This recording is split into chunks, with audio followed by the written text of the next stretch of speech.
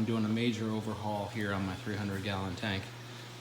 Got all of my filter media out and rinsed, and the tank water, it's all cleaned out with tank water, so I keep that bacteria going.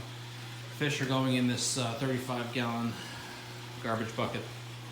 The light is only on so you guys can see the fish, see the tank right now, otherwise the light has been off to cause as little stress as possible, if that's possible. So I'm taking all the fish that are showing no signs of infections or whatever's going on. I'm gonna put them in the bucket.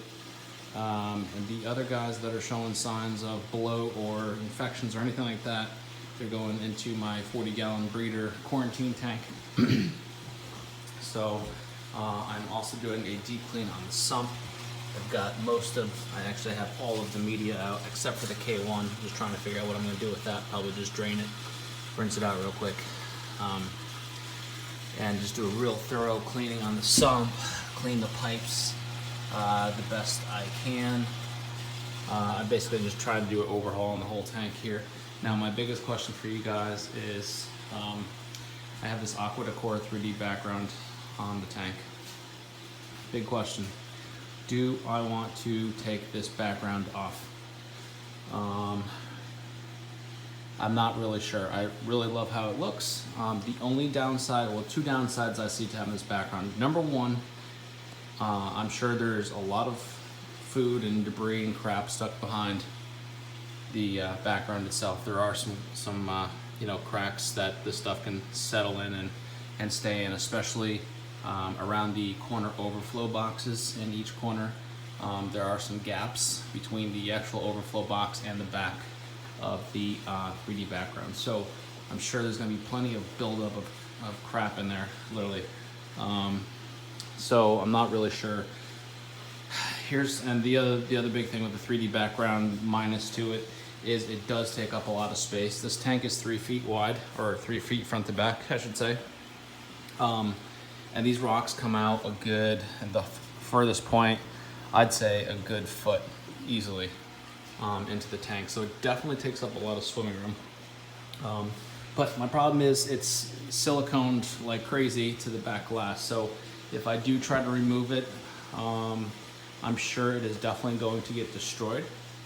And this background cost me quite a bit of money. It was about $800. So I'm not really sure I want to do that. So I don't know. We'll see. But anyways, I'm doing a major water change here. I'm gonna just drain the entire tank, empty, wipe it all down, clean it all out. I'm gonna replace all the sand. I was planning on doing that anyway, so this is a good excuse for me to do that. And then I'm basically gonna start all over. I'm gonna scrub the rocks with a soft brush best I can, and basically start all over. So I don't know, tell me what you guys think. Also, I'm trying to figure out what I'm gonna dose in the quarantine tank. I'm thinking about General Cure. I have that. I have Maricin 2 for dropsy. I don't know if these guys have dropsy, but I guess the biggest concern is bloat. Like you see this guy right here. He's bloated, he's breathing heavy, and there's a few of these guys in here with the same symptoms. So just like this guy right here. They're just breathing heavy, completely pale, out of color, no color at all. These guys are usually as bright as these guys are. So, some of these fish look awesome, they look great, and then others just like absolute crap. So, in the middle of this big water change, overhaul, it's a huge project. It's turning into an all-day event, of course, as I figured.